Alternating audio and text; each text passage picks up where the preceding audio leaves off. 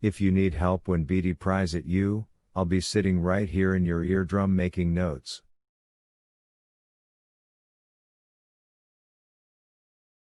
Montauk felt his right foot, then his left foot, move.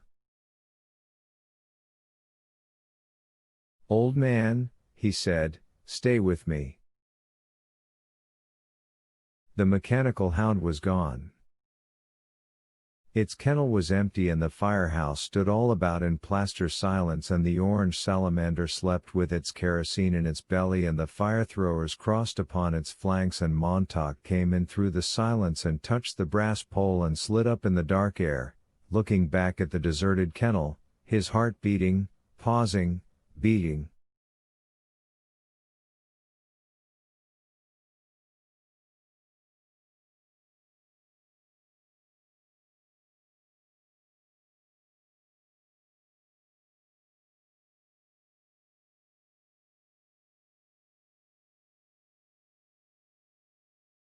Faber was a gray moth asleep in his ear, for the moment. Beatty stood near the drop hole waiting, but with his back turned as if he were not waiting.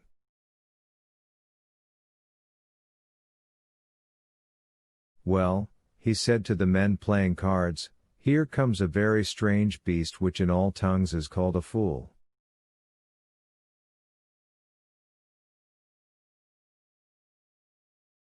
He put his hand to one side, palm up, for a gift. Montauk put the book in it. Without even glancing at the title, Beatty tossed the book into the trash basket and lit a cigarette. "Who are a little wise, the best fools be."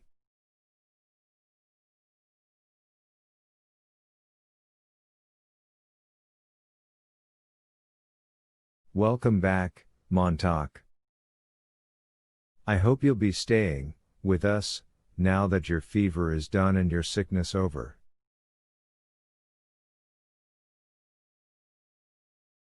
"Sit in for a hand of poker?" They sat and the cards were dealt. In Beatty's sight, Montauk felt the guilt of his hands. His fingers were like ferrets that had done some evil and now never rested, always stirred and picked and hid in pockets, moving from under Beatty's alcohol flame stare.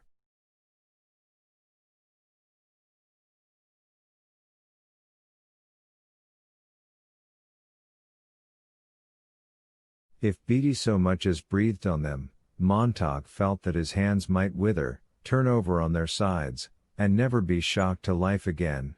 They would be buried the rest of his life in his coat sleeves, forgotten.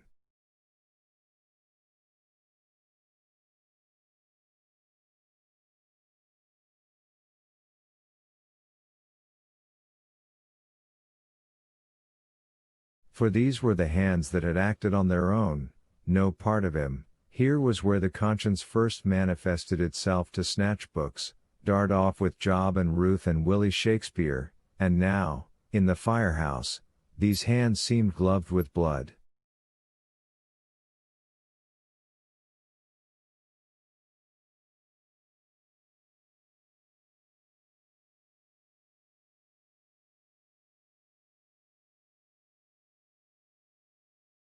Twice in half an hour, Montauk had to rise from the game and go to the latrine to wash his hands.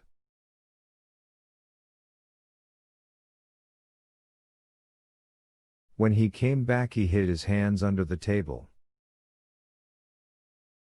Beatty laughed. "Let's have your hands in sight, Montauk. Not that we don't trust you, understand," but they all laughed. "Well," said Beatty, "the crisis is past and all is well, the sheep returns to the fold."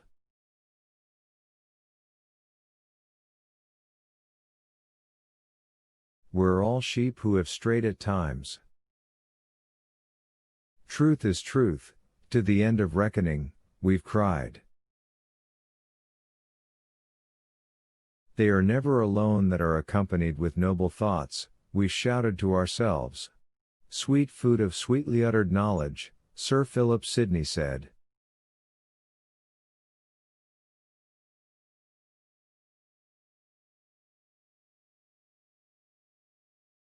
But on the other hand, words are like leaves, and where they most abound, much fruit of sense beneath is rarely found. Alexander Pope.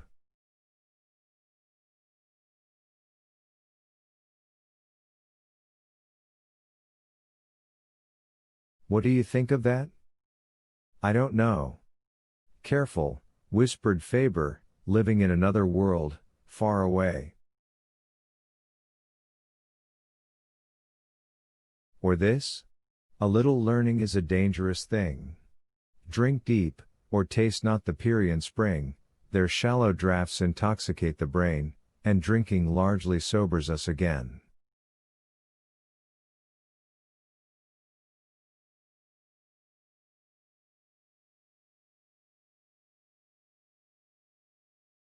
Pope.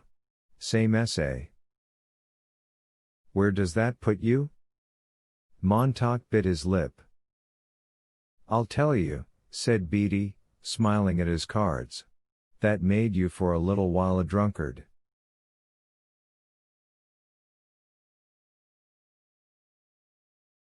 Read a few lines and off you go over the cliff. Bang, you're ready to blow up the world, chop off heads, knock down women and children, destroy authority.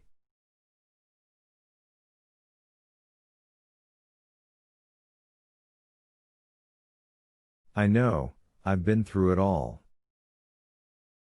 I'm all right, said Montauk, nervously. Stop blushing. I'm not needling, really I'm not. Do you know, I had a dream an hour ago. I lay down for a catnap, and in this dream you and I, Montauk, got into a furious debate on books.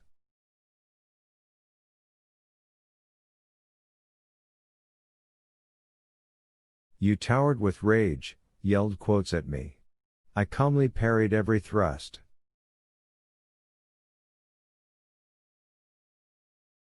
Power, I said, and you, quoting Dr. Johnson, said knowledge is more than equivalent to force.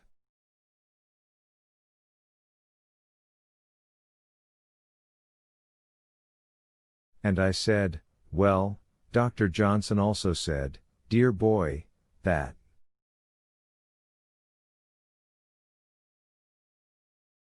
He is no wise man that will quit a certainty for an uncertainty. Stick with the fireman, Montauk. All else is dreary chaos.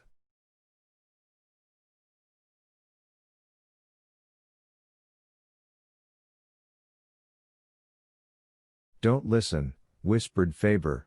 He's trying to confuse. He's slippery.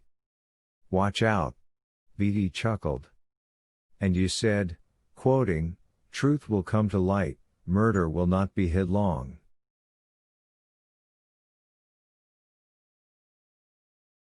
And I cried in good humor. Oh God, he speaks only of his horse. And the devil can cite scripture for his purpose. And you yelled. This age thinks better of a gilded fool, than of a threadbare saint in wisdom's school.